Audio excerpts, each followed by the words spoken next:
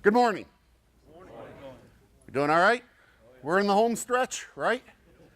See the light at the end of the tunnel? Welcome. As Paul mentioned, my name's Ty Newberry. My district's a little different. We got 11 states plus the District of Columbia. He gets to drive across his state to manage. I get to get on a plane almost every weekend to go all over the place. So the good news is I get to go to scenic places like Charleston, South Carolina, Nashville, Florida. Some of the guys in the northern plains in North Dakota are a little jealous of that, I believe. So anyways, a little background on me real quick. I've been screwing up hockey players for close to 30 years. Still going strong. Started out mite, squirts, peewees, bottoms, midgets. Worked with the at the college level for a number of years. Worked with some pro teams, and this spring will actually be my first international experience. I've been added to the coaching staff for the Lithuanian national team, so I will have screwed up people not only in the United States but in foreign countries as well. So looking forward to that. So my job right now is probably the most unique job in the country, if not the world. I'm an executive director. Does anybody know what an executive director is code for? I'm a professional beggar is what I am. I have a not-for-profit my wife and I run. It's in Washington, D.C. It's in the worst neighborhood in Washington, D.C. It's in Southeast Washington, D.C. It's what you all would consider the ghetto. Highest crime rate, murder rate, you name it. And through my not-for-profit, we put 2,500 kids on the ice every year free of charge. And that's a real number. And most of those 2,500 kids are untraditional ice sports people. They're kids of color, high risk, low income. And not only do we do the ice programming, but we also get them into some mentoring programs, study buddies. We're in a healthy food desert, so we have a community garden. We do exchanges to Israel and some other places with kids, but we have probably the most unique rink in the world, and we go strong, so we're very fortunate. So let me ask you this. How many people have been coaching for, say, 15 years or more? Show of hands. 20 years or more? Everybody want to go 25? Couple? Coach, are you a better coach today than you were 25 years ago? No. No? Okay, we'll send you back to the level one. We can, no? No, I think I am. Yeah. What areas do you think you've improved? Understanding kids. Understanding kids? Administration. Administration? And planning. Preparedness. Being prepared? Have kids changed a lot over the past 25 years? A lot, haven't they? Completely different generation, and boy, you used to be able to walk in a locker room and say, hey, 25 years ago, you could walk in and say, I've signed on to coach 18 players. I didn't sign on to coach 36 parents, right? You do that today, what happens? It's probably not 36 parents, it's 72 now with the staffs and all this and that, right? I mean, it's the reality. Somebody had their hand up over here? Better coach today than you were 25 years ago? Yeah, probably. What areas do you think you've improved? Definitely learned the game better. Learn the game better? Teaching it all the way from youngest to oldest. Youngest to oldest, seeing the whole spectrum instead of just living in the world. And boys and girls. Boys and girls. Good. One more hand up over here. Yeah. Better coach today when you were 25 years ago? Yeah, I mean, everything they said, but being able to see things before they happen, working with the kids, the behavioral side of it, Yep. and also exercising a ton of patience. Ton of patience. Ton of patience. We were at the level 5 Cup 3 years ago in Las Vegas. And I got to the airport and I was writing down kind of what the themes were. We don't give the NHL and international coaches topics. They speak on whatever they want, whatever they kind of have in the can. And there were two themes that came out of that when I was sitting down writing. One was just the simple focus on creating good habits, even at the NHL level, creating good habits. And the second one was patience. The number of times NHL coaches mention patience on development, patience on instituting a new system or whatever it may be. And I was sitting there, I'm like, patience at the NHL level. Like, If I'm paying Alexander Ovechkin $15 million a year, I don't know how patient I could be, right? But patience is a very, very big thing now that really didn't exist so much And then many years ago. with Parents, I mean, don't underestimate the importance of setting the tone at the beginning of the season, Yep. philosophy. Parents, stockholders, Yes. right? That's what they are. They're cranking out $5,000, $10,000 a year. They have. You have to stay firm. You can't follow the lead of anything. You have to stick Yep. to your beliefs. I used to tell my parents all the time this: you all have a say. I cast the only vote.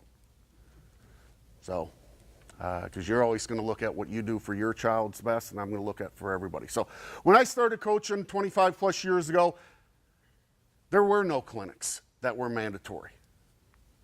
I didn't sign on to coach. My hockey association in Michigan found out they had one more extra team than they planned on. The board sat around and said, hey, we need a coach.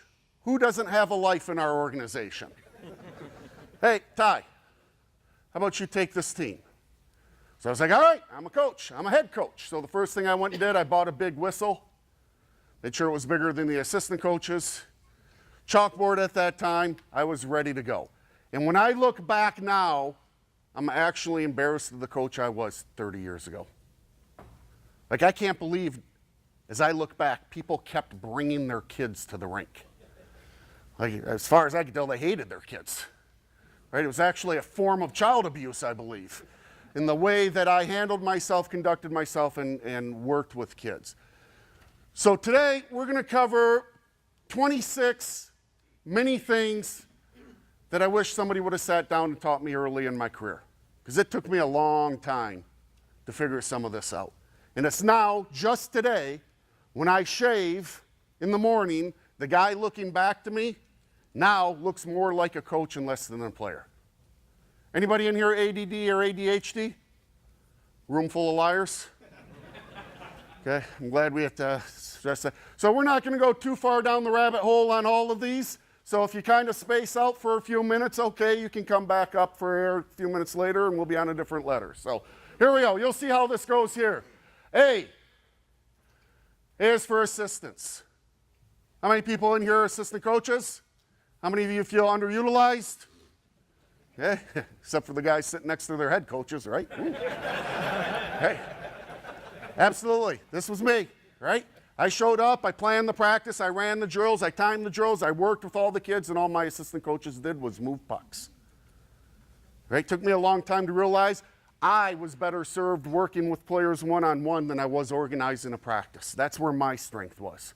Took me a long time to turn my practices over to my assistant coaches and just simply say, hey, this week, let's make sure we have something working on gap control, would you please? Let them do it. Power them. Okay, we need to get rid of juice box coaches. Does everybody know what a juice box coach is? My goal is to stamp out juice box coaches. I don't think that's a very good attitude. You can't talk about hurting other players. You don't think? You don't think? I don't think you should be butting in when I'm talking to my team. You're my assistant, okay? You're supposed to back me up and go get me juice boxes when I tell you. Now go get me a juice box. You know who you're talking to. I'm talking to the juice box guy. You're crazy. I'm not crazy. I'm just thirsty. Why you go to hell? Well, you go to hell. Why are you there? Why are you grabbing a juice box? I'm not a juice box boy, I'll tell you that. Yes, you are. No, I'm not. Yes, you are. No, I'm not. Yes, you are. No, I'm not. You're like your old man. I'm not like my old man. Everyone for these kids, I would whip your butt. I can take a punch. I'm out of here. Bye-bye. I'll see you, Mr. Big Time Coach. Bye-bye. I'm not like my old man. I'm a kind and gentle, compassionate human being. With a heart as big as a lion. See you later, Juice Box. Everyone wave goodbye to Juice Box. Literally wave. Do it. Here, do. Everyone wave. All right? So let's get rid of our juice box coaches out there. So, how many people here grew up as a forward? Show of hands, please, nice and proud. I want you to pay close attention to this for me, please. Any adult league goalies in here? What decade did you last see that in a game? Right. Back checking. For a lot of years, I thought back checking just consisted of me screaming at the top of my lungs, back check, get back. But the problem is in order to coach, you need to transfer knowledge. I was not teaching my players anything. I was just screaming like a madman. When it comes to back checking, there's 3 rules. 3 rules to back checking. First one is back check inside out, which means what? Come between the dots and angle out. There are a few fat old guys in here like me where back checking consisted of taking the blade of your stick, shoving it between the 3rd and the 4th rib of the guy in front of you, and water ski down the ice. Right?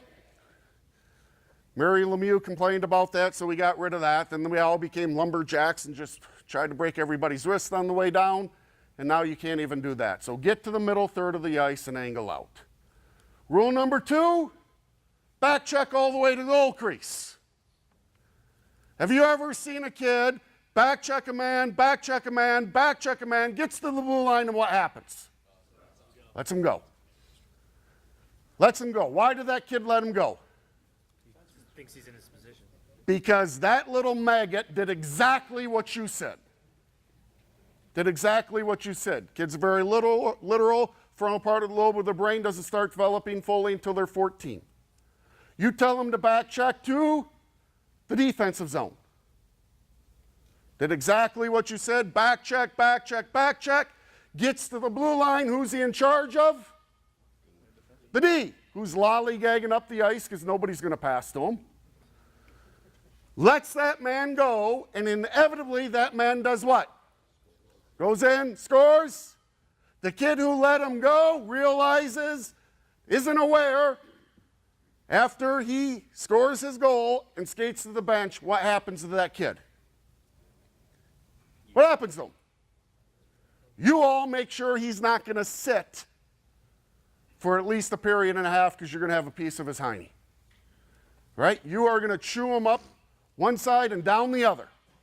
And it doesn't take kids long to realize if I don't back check that hard, guess what? I don't get blamed. I don't get yelled at. There's a golden rule in youth hockey. I can't speak for anybody in here. I'm a former child myself. Don't worry, they don't get any better. As a former child, I realized this. One rule. The farther I am away from the puck, the less blame I get. And that's why we don't have forwards back checking. They back check, they back check, they back check, they do what you say, they release their man to pick up who they think they're supposed to cover. That guy goes in and scores, and they get yelled at. So they leave it up to somebody else. The third rule to back checking is this. You are never, ever, ever, ever, ever, ever, ever too far out of the play to come back and help. Is that pretty simple? I played defense most of my life. At 14, I started knee surgeries. They moved me up to forward. I remember being in games, mucking and grinding in front of the net or in the corner. There'd be a turnover. They'd hit a stretch pass. By the time I disengaged with my guy and I turned, that guy was 100 feet away from me. There were 2 thoughts that would go through my head. First thought was this. Oh, that stretch pass looked pretty cool. Like maybe I'll become the stretch man, right?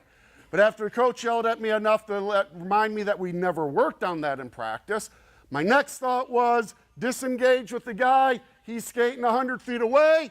Get off the ice before you get a minus. That was it.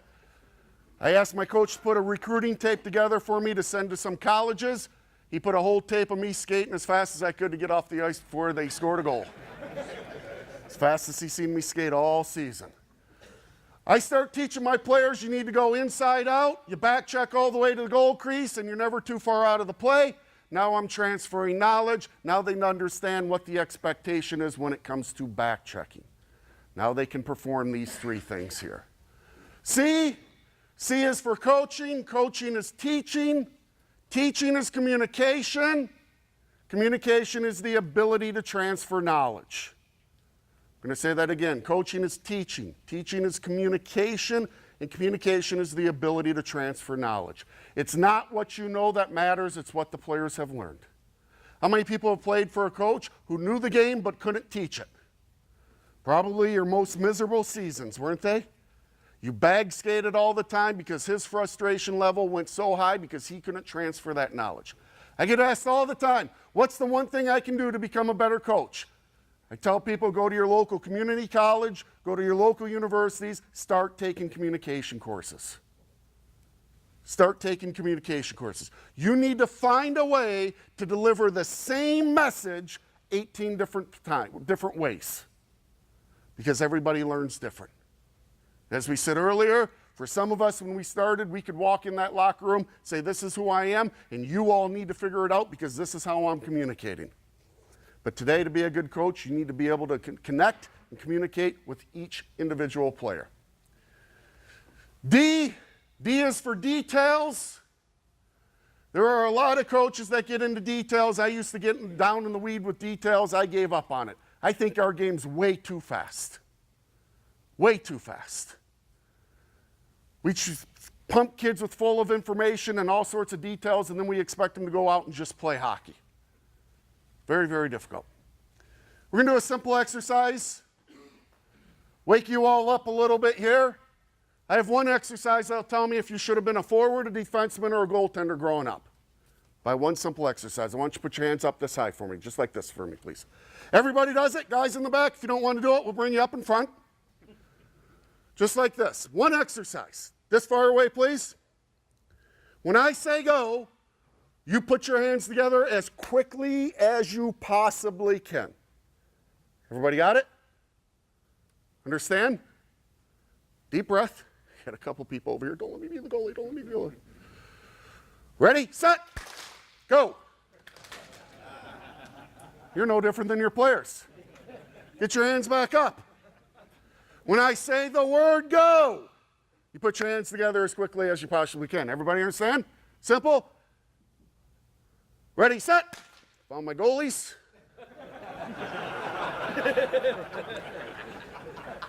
Now, before we go any farther, I want you to all know this. I believe in each one of you and love every single one of you. Hands up, please. When I say the word go, you put your hands together as quickly as possible. Ready, set. My coach will stay here all day. Ready, set, go. Very good. So, just like your players, you all don't pay attention to the details either.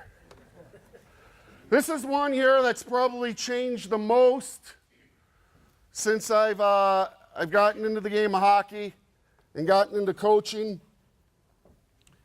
This is one some of you will be, oh, it's a little touchy-feely for me, but it's this.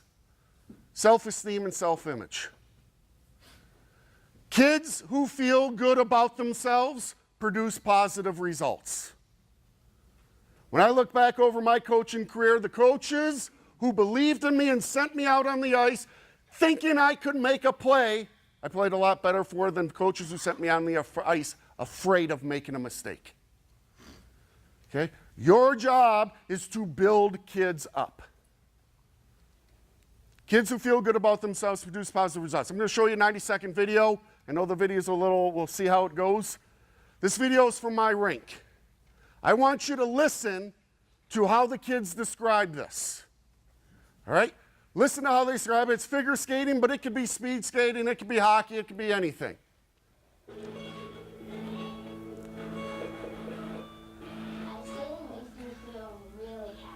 Figure skating makes me feel awesome. You can just like be free and skate There's all sorts of statistics that aren't positive, but in this neighborhood, we make a positive impact on the kids. having an ice rink right in their backyard.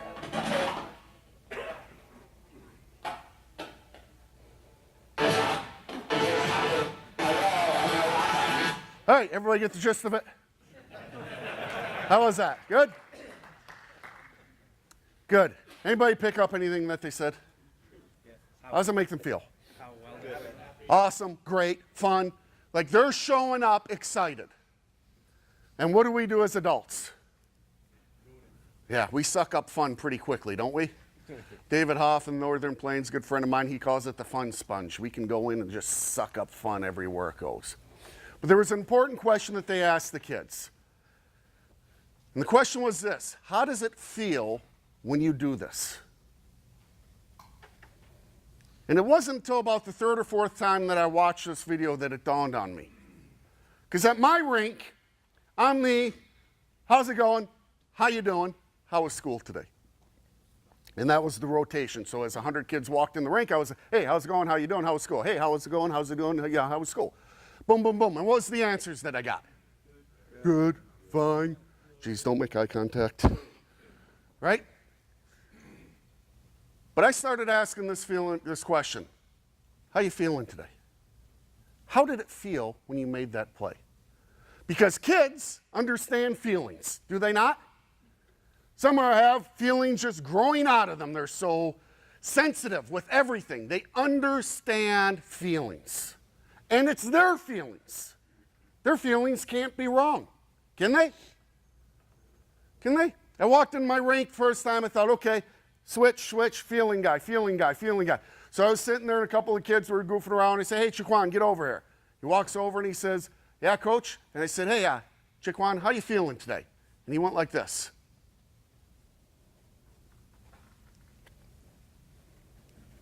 What are you going here for, coach? Thought, I gotcha. That's what I wanted to hear. Okay, I want to know how you feel today. Says, I feel hungry. I said, did you eat today? Nope. Okay, we got to go get you breakfast. All right, got to get you breakfast. You got to be fueled. How did it feel when you make that play? How did it feel sitting in the box watching your 4 teammates out there bust their butt trying to make up for your selfish act? Okay? Feelings are real. Feelings are real to kids. It's theirs. They can't be wrong. Work with them on feelings. F, how many people have heard of family? The team's a family? How many people hear this? I used to hear this all the time. Growing up, it never really made sense to me. I'd look around the locker room and say, wow, we're all one big family. Like, I'm related to that guy. Right? It's one messed up gene pool. But as time went on and as I guess I sat in the penalty box more and more, I realized that the family team really is a family, except it's by position. How many people who grew up here as forwards? Show hands. You were the firstborn, the oldest. Every drill and practice finishes with what? A shot. We have the red line, the blue line, the purple line, the bulldog line, whatever it may be. We do all sorts of systems. We do a 1, 2, 2, 3. We scissor with you guys. We do all these fun things with you. It's all about the forwards. You get to hear your name on the loudspeaker. You get to hear your name in print. And when you don't back check, how hard do you get yelled at for that? Nah, not too often. Right? The firstborn. How many people here grew up as defensemen? Show hands. You're the middle child. The neglected one. We don't even give you blue pair, red pair. We just say, you two, go. Right? Right, we're not going to give you anything complicated. It's simple meat and potatoes for you guys. Middle children have a tendency to do what? Act out. Do they not? Let me ask you this question. What's the most important pass on a breakout? They're all equally important. Who do we put the pressure on? The middle child. Goalies, your job is to make which save? First one. Actually, you're supposed to make all of them. The first one, and then who do we blame? The defenseman. Forwards, have you ever been skating across the grain of the ice? And instead of that pass being thrown on your stick, it's thrown in your skates? The buddy pass? That wasn't an accident. It's the middle child in us. It's the middle child acting out. Forwards, have you ever been in front of the net? When that puck accidentally squirts out to the point somehow, that point man winds up with a clapper. Where is that puck going? In your ear hole. We know how to keep our shots down. That's just the middle child acting out. And if the forwards are the oldest, and the defensemen are the middle, who's that leave? Goalies as the baby of the family. The one that is spoiled rotten. We give them equipment that costs 10 times more than everybody else. We give them their own coaches. We even give them a place on the ice that's all theirs and painted a pretty shade of blue for them. Right? How hard do your goaltenders work in your skating drills? Have you ever done full ice skating drills? You're down at the end of the ice, you're looking over your shoulder, and by the time they actually make it to the red line, you say, screw it, go. Right? You've all been there. I coached the world's worst goalie for 4 years. 4 years. His goals against average was somewhere around the national deficit those 4 years. By the 4th year, my assistant coach, Steve, came up to me and he says, hey, noobs, maybe we should tell him it's not like dodgeball, right? Maybe he should. I knew I was in trouble day one. Day one, I walk in the locker room. I used to sit by a different kid every time I went in the locker room. I looked at my roster. His last name started with a B.A. Called out his last name. He says, right here, coach. And I look, he's got the big pads. I think, wow, this is awesome. Right? I'm going to sit next to my goalie. First practice season. It's going to tell me a lot. Who's the most important person on your team? Goalies. Anybody ever heard of GAG before? I don't tell you to write down much. Write this down. Write down GAG for me. G-A-G-G. This is the key to the mint, coaches. This is going to make your life great. Stands for get a good goalie. Right? That's not Aaron. So I sit down the next to Aaron. We're sitting talking first practice of the season. I find out he grows up in the thumb of Michigan, out in Caro, in the farm country, yada, yada, yada. We're having a good time. He's down back in the day where you're actually strapping the pads. And I'm tying my skates, and I turn to him, I say, you know, Aaron, before you know it, the season will be over, you'll be hitting the diamond instead of the ice. He looks at me, he says, well, what are you talking about, coach? I said, well, today's the first practice, you know? Before you know it, boom, the season will be over, you'll be playing baseball instead of hockey.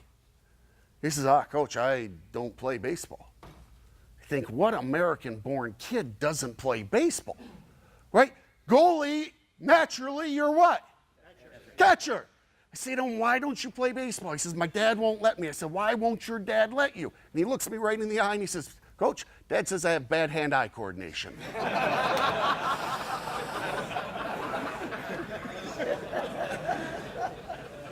Dad was right.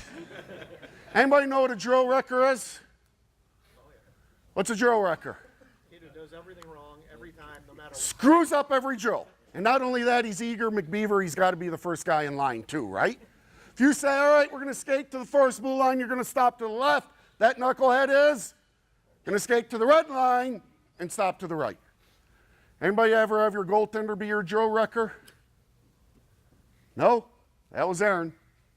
Showed up practice. I remember his first practice. I stopped by Warren Holmes at the pro shop. I got 25 nice brand new pucks for the season. We start getting into our second drill, and it's, you know, that instance where you institute a new drill and it just starts to look like what you diagrammed, right? It's a beautiful thing. It's just starting to get going. Boom! Drill comes to a halting stop. Beep! Anybody want to guess why? All the pucks were in the net. But obviously, I'm a young, failing coach. I didn't plan ahead properly. Next practice, I stop by Warren Holmes, pick up 25 new pucks. We got 50 pucks on the ice. We're out there. We get the drill going again. Boom! Drill stops. Anybody want to guess why? 50 pucks now in the net. Next week, I show up with a wheelbarrow. No. I was a young, immature coach, frustrated coach. I worked at the ice rink. I went back. We had an old set of nets. I grabbed one of the old nets and I cut all the netting off of it. And in practice, we set the frame behind Aaron.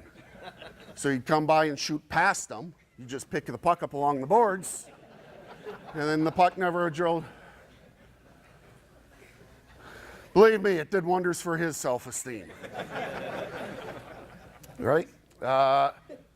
Problem with Aaron was he never got better because I never made him better. I didn't know how to coach goalies. I coached goalies for years this way. Son, I don't care how you stop the net, or how you stop the puck, you stop the puck. And if you can't do that, knock the net off. Okay? That's my approach to goaltending. 25 years ago, we didn't have people who worked with goalies. How many people have goalie coaches working with their goaltenders? Look at this. If I would have asked that in this room 30 years ago, do you know how many hands would have gone up? Yeah. Maybe one. And I'd say, hey, who's your goalie coach? And I'd say, hey, it's Sparky's older brother, right? Mom and Dad got tired of him being ignored, right? didn't know how to coach goaltenders. Your job as a coach is if you have somebody working with your goaltender, you better be communicating with that guy. Because most of those goalie coaches are doing it for the club. They don't show up to all the games. So you need to say to them, hey, we got games this weekend. What are the 3 things I need to tell him before he goes in the net? And if he gives up 2 quick goals, what are the 3 things I need to tell him to refocus him? Or if we get up by 15 goals, what do I got to talk? I want my communication with my goaltender to be consistent with what he's getting out of my practices. Okay, you have a responsibility. You just don't say, hey, I got a guy taking care of that. I don't need to deal with him. No, he's no different than any other player on the ice. We'll skip the video. History. This might be a little selfish here, but I think we need to do a better job of getting our history back into our game, or just into our game. I don't know why baseball does such a good job of having history be a part of their game, and we do a lousy job. I mean, for 30 some odd years, we only had 88 players. It was an all-star game every year. And now most kids don't know who the production line was, who the French Connection was, who the California Seals were, and the fact that they wore white skates. Right? You think kids hate homework? I give kids homework every time we leave the ice. I tell the kids, I'm going to give you 3 trivia questions. Whoever gets me the answers back correct first gets to pick the first drill in practice. And these kids go home and they eat it up. And if you just kind of scratch the surface, they'll dig deeper. We got to find a way to get our history back in our game, right? So if I said to you, hey, you know, old-time hockey, like Eddie Shore, Toe Blake, Dick Clapper, right? Right? Remember?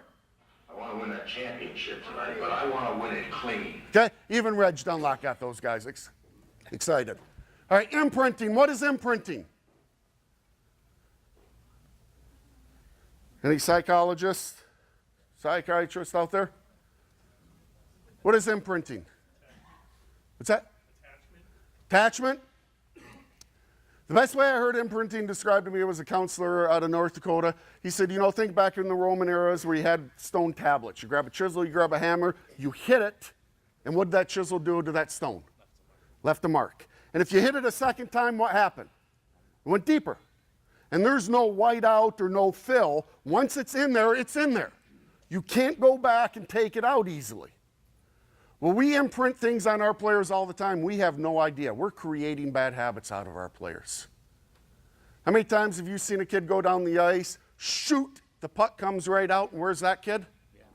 Yeah, in the corner. Why is he in the corner? Because every one of your drills tells him to do what after he shoots? Get out of the way, go in the back of the line. How many times do we yell at our goalies to freeze the puck, freeze the puck, freeze the puck in a game? But in practice, yeah, throw it in the corner because the next bullet's coming, right? Throw it in the corner, the next one's coming. Sometimes 2 at once. We are creating a lot of bad habits in our players by poorly designed practices. Okay, we cannot blame our players for that. We got to look at ourselves. So, Jay, this was early in my career, very, very difficult. I didn't understand the point of discipline. As a coach, you're judge, juror, and executioner. I didn't get it. I thought discipline meant that I was going to punish you or I was going to send a message to the rest of the team. Maybe I was a young coach and I thought everybody was challenging me. But the point of discipline is actually to do what? Correct the behavior. And I found I was way too heavy-handed. Okay? My emotions were high when I gave out that punishment. When you were skating off the ice, done for the game. Instead of just saying, hey, go sit at the end of the bench. I'll be down there in a minute. Let him go down, grab some water, collect his thoughts. Let me step off the bench, think about things, walk down to my assistant coach, have a discussion, and then come down and have a talk. Okay? So be very, very, very careful. The point of discipline is to correct the behavior. Okay? What's this stand for? Keep it simple, stupid. Just because things are simple doesn't mean it's easy. We ask kids to do an awfully lot at an awfully fast rate on a very small piece of metal with people falling over them, bumping them, or trying to decapitate them. And we expect them to make the process and the decision process like that. But just because it's simple doesn't mean it's easy. I want everybody to point your right finger. Put your pens, papers down, point your right finger at me, please. Anybody ever tell you it's not polite to point? Put your left thumb up. You should have one finger point and one thumb up. Everybody got it? I'm going to give you something simple to do. When I say go, you just have to switch. Boom. So that you only have one finger point and only the other thumb up. Everybody understand? Simple. Ready? Go. Oh, that wasn't that good. Look at your hands, people. I got people like, what? What's so funny? Yes. Okay, one finger pointing, one thumb up. Deep breath. It's easy. Simple. Ready? Go. It's supposed to get better the second time. Are these level 4s, Paul?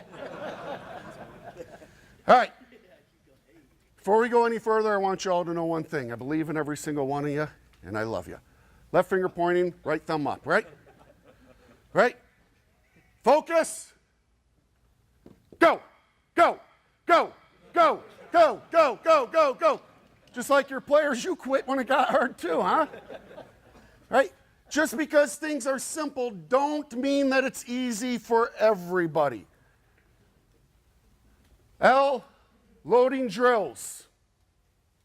Has anybody talked about loading drills yet? Has anybody talked about front loading, back loading drills? If I say we're going to front load a drill or preload a drill, or post load a drill or back load a drill, what's that mean? Nobody? I'm going to tell you this right now. If somebody would have sat down with me 30 years ago and taught me this one thing, this would be on the top 3 things that I wish somebody would have taught me earlier as a coach. I would have made hockey players 100% better. Front loading and preloading drill. We all have drills where a guy starts out in the corner, right? And then when you blow the whistle, they go around the circle, go through some cones, jump through a ring of fire, and work their way down the ice, right? You all have drills. I am not going to touch your drill. We're going to add a skilled element to the front of it. That is preloading a drill or front loading a drill. And or we're going to add a skill element to the end of it, post loading a drill. So instead of the kids standing in line and you toot the whistle and they go, maybe they step out and they give 2 quick give and goes with the guy, next guy in line, and then they go. Or if they're a little kid, maybe they just fall down, roll over, get up, and then they begin your drill. Or maybe I start off on the boards and coach is behind me and I got to fight through them to get out. Or maybe I step out and I chip the puck around a tire. I add a skill to the beginning of every one of your drills without your drill being affected. And if I'm going to backload or postload a drill, when I come in and shoot the puck, instead of going to the end of the line, why can't I go to a second spot on the ice? Maybe it's to the dot, I get a pass from a coach and I shoot a second time into an empty net. Or maybe I get a pass and I shoot it into a cone. Or maybe I come around the dot, open up, do a puck retrieval, and start the drill on the second way. Does this make sense to everybody? How many drills do you do in a practice? 6. On average, how many? 5, 6, 7. Okay, we'll go 6. How many practices do you have on average in a season? Just all games? 30? 30 for a short season? 60? Okay, 60 times 6 this week is what? Or 6 times 60. Carry the one. 360. So if I front loaded every drill in your practice with a skilled element, my kids would be doing 360 skills to work on before getting into your drill already that exists. And if I post load every one of my drills so my kid gets a second shot, how many times do kids go through the drills? 4 times before you move on? Okay, 4 times 360 is what? 14 something? So this year, if I add a second shot, my kids are going to shoot 1,400 times more in a practice than your kids. Is that pretty good? Let's carry that to next season. Let's carry that to the following season.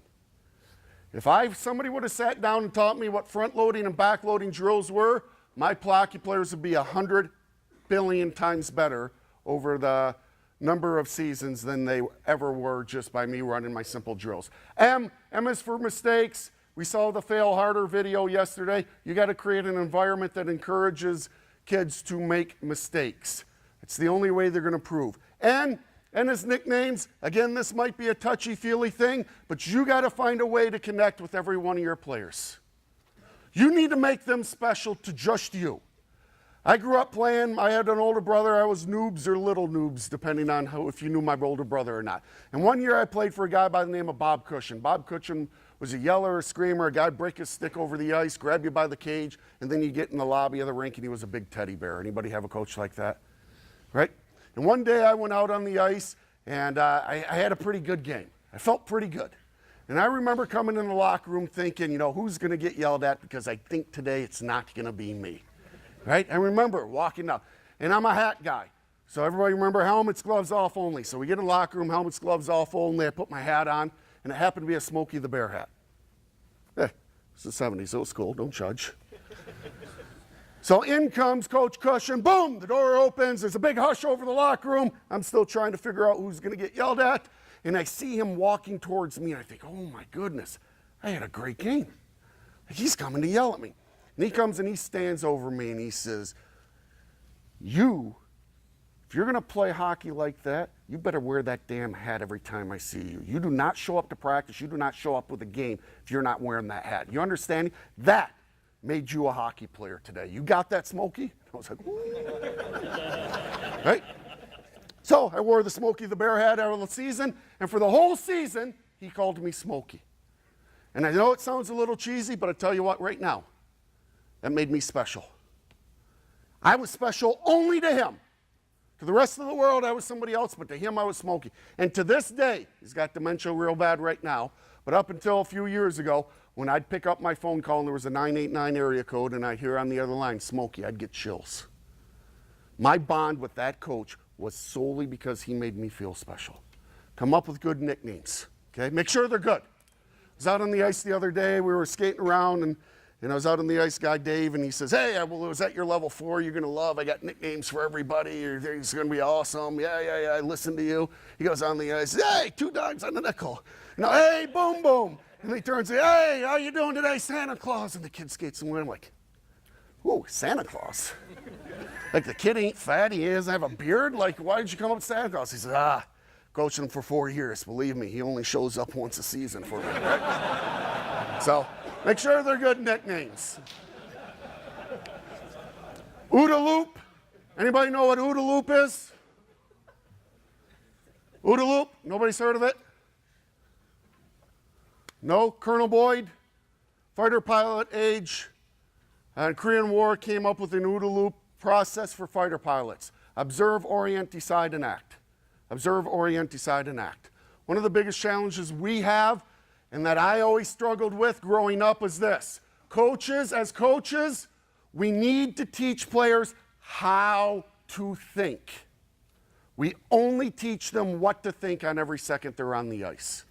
Look up OODA Loop, figure out some sort of process that you can institute, a simple checkpoint procedures for kids to figure out how they can make decisions on their own instead of being told to do everything.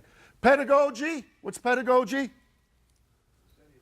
Study and art of teaching. Today, earlier, we said coaching is? Teaching, teachings, communication, communications, ability to transfer knowledge. You need to improve. This is the last time you ever have to attend an in-person coaching education program class. Well, usually there's a big applause. So, this is it. So, my question to you is this. What are you going to do to continue to get better? Anybody know what Kaizen is? Any business people? Kaizen? Continuous improvement. Okay, we just talked about first thing early on, 25 years ago, kids have changed. The game's changed. The art and science of development has changed. We have our kids We expect them to go to off ice. We expect them to go to strength training. We expect them to see speed skating or speed coaches or speed and agility coaches, power skating coaches, skill coaches. We expect them to go to camps. We expect them to go to clinics. We expect our players to improve when they are not with us. What are you doing to improve when you are not with your team? What have you done over the past year to become a better coach by things that aren't forced upon you? And watching the Bruins play doesn't count. You need continuous improvement. You need to find a way to do that and keep going. Q stands for quotes. All good coaches have to have good quotes. The kids are tired of hearing you and your words. Everybody quote Vince Lombardi, John Wooden, anybody like that? Right? Kids get excited. All right, this guy's get to hear somebody smart speak, right? Sometimes I walk in and I just make up my own quote and put a name to the end of it. Yeah, Greg Safransky once said this. And oh, coach thinks this guy's smart. I'll listen now, right? If you don't know any good quotes, here's a good couple of them to get you going here. Hopefully the video plays.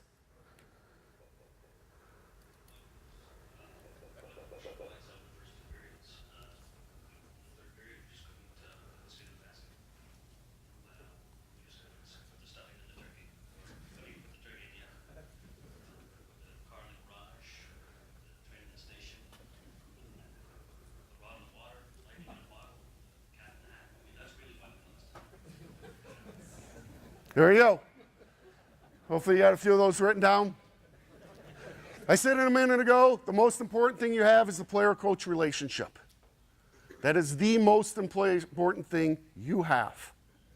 How many people have heard, hey, I want players that'll run through a brick wall for me? Anybody ever hear that? I don't want that. That does nothing for me. I don't want players running through a brick wall. What I want players to do, something like this for me.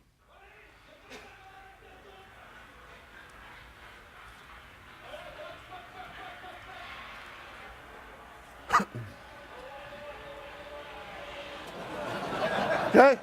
That I can work with. That I can do something with. Small area games, we've talked a lot about that. You underage players, I'm not going to get on my soapbox about this. I just want to say this. We often look at a hockey player and say that kid needs to move up. That kid dominates on the ice. It's not fun for him. He's not developing. He's not making players better, whatever it may be. But too often, we do not look at the kid inside the helmet. Socially, emotionally, psychologically, that kid may not be ready to move up. So please keep that in mind. If you want to talk about that, I'll talk about that offline. It's a big issue down in my district right now. But remember the kid. V stands for volunteers. As Paul mentioned, we're just like you all. The only difference is today you'll walk out with a certification and Paul will walk out with about 15 hours of paperwork. Right? Thank you, Paul. I hear all the time, hey, I'm just a volunteer. I don't have to do the administrative stuff. Hey, I'm just a volunteer. I'm not going to go to the league meetings. Hey, I'm just a volunteer. I shouldn't have to do this. Hey, I'm just a volunteer. Hey, I'm just a volunteer. I'm here to tell you right now, just because you're a volunteer doesn't give you the license to suck. Fair enough? Okay? It's not your escape. You signed on for this. You do your job. You don't have kids coming to practice say, hey, coach, I'm a goal scorer. Don't ask me to block shots. Hey, coach, you drafted me because I'm a goal scorer. Don't ask me to back check. Right? You expect the whole hockey player to show up. You have a lot of responsibilities. I know they're not sexy and glamorous, but just because you're a volunteer doesn't give you a license to not do them and do them well. Winning. Should we talk about winning in youth hockey? When I'm on the ice with my team, should I talk about winning every practice and every game? How many people say no?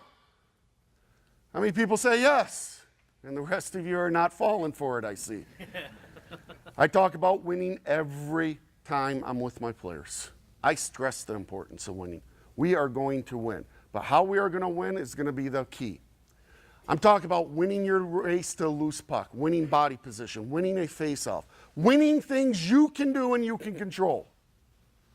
Okay, I'm not talking about winning as a team. I'm not worried about the score, but I want my players to feel the sting of a loss when they lost possession of the puck or they lost that race to loose puck. Okay? That's important. Winning is important, and we do need to stress it. It's just a matter of how we do it. X's and O's.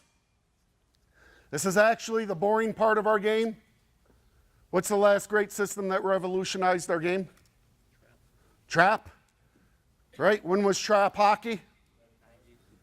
Yeah, late 80s, early 90s. Anybody remember how exciting those games were? I remember I was going in for my last knee surgery. Mrs. Goodman lived across the street. She was the anesthesiologist. I was on the table. She was sitting with me just before my knee surgery, and she says to me, "All right, little noobs, we're going to put you under." And I said, "Oh, Mrs. G, I don't need gas. Just put on a Devils game." Right? I'll be out cold. Right? Nothing much has changed about the game systematically. What's changed is the athletes and how we develop the athletes. So X's and O's are actually the boring part. Y is for youth. Kids only have one shot at childhood. Do not deny them it. It is their game. Remember, we're supposed to play hockey. We're not supposed to work it. It's a lot more fun to go outplay the opponent than it is to go outwork the opponent. We're lucky that kids allow us into this game. Because I tell you what, growing up playing hockey, hockey was a hell of a lot more fun without adults playing. You have to figure out a way to make it fun for them. Okay? Z, I had 2 guesses for Z. Anybody want to guess what they were? Zamboni and zebras. I actually have another hat. I teach a lot of ice rink courses. The United States Ice Rink Association, I teach ice maintenance and equipment operation courses. One of the courses I teach with them, and I often teach it with Donnie Zamboni, which is pretty cool, the grandson of the guy who does it. But seeing as how we're not an ice rink operators course, we picked zebras. We're going to have a discussion about zebras next. I'm not going to steal anything that he has, but I'm going to tell you this. We need good refs, and the people in this room are running them out. Okay? We need good refs in this game, and we expect them to show up and be in top form and be there every game and do this and that. But the reality is, there's not enough good refs out there. We need to help develop them. We need to be patient with the development of referees. Okay? Anything we forget? Anybody want to guess last letter? Very good. T. T is for tradition. Easy for me to say. We're going to finish with a little tradition, a little imprinting for kids who grew up in my local association. We had a coach by the name of Greg Turner, who would stand up anytime we got together as a holiday party or Christmas party or the end of the season. And Greg Turner, in front of all the parents and all the kids, would read a poem about hockey. And I'm going to continue his tradition. So I'm going to read for you a poem called What is a Hockey Player? Please know that this was done many, many years ago. So it is sex singular. So you can replace him with her, he with she, boy with girl. But in honor of one of my great coaches, what is a hockey player? Between the innocence of boyhood and the dignity of man, we find a sturdy creature called a hockey player. Hockey players come in assorted weights, heights, jersey colors, and numbers. But all hockey players have the same creed, to play every second of every minute of every period of every game to the best of their ability. Hockey players are found everywhere, underneath, on top of, skating around, falling over, passing by, twisting from, or stick handling through the enemy. Teammates rib them, officials penalize them, students and fans cheer them, kid brothers idolize them, coaches criticize them, girls adore them, mothers worry about them, and dentists love them. A hockey player's courage on skates, hope in helmet, pride in pads, and the best of young manhood in his jersey and breezers. When your team is behind, a hockey player is incompetent, careless, indecisive, lazy, uncoordinated, and flat out stupid. Just when your team threatens to turn the tide of the battle, he misses a check, loses possession of the puck, misses a pass, skates off sides, falls down, skates the wrong way, or completely butchers the play. A hockey player is a composite. He eats like the Boston Bruins, he sleeps like the Boston Bruins, but more often than not plays like the Harry Hill Hermits. To the publicity man of the opposing team, he has the speed of a gazelle, the strength of an ox, the size of an elephant, the cunning of a fox, the agility of a dancer, the quickness of a cat, and the ability of Gordie Howe, Jean Balibeau, Rocket Richard, and Bobby Orr combined. To his own coach, for publicity reasons, he has the stability of mush, the fleetness of a snail, and the mentality of a mule, and is held together by adhesive tape, baling wire, and sponge rubber. He also has about as much chance of playing in the next game as would his own grandmother.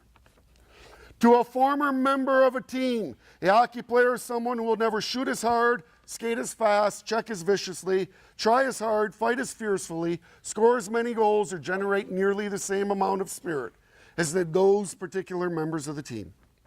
A hockey player likes hockey films, trips away from homes, practice session with pucks, hot showers, whirlpool baths, intercepted passes, assists on goals, and the satisfaction that comes from being part of a perfectly executed scoring play.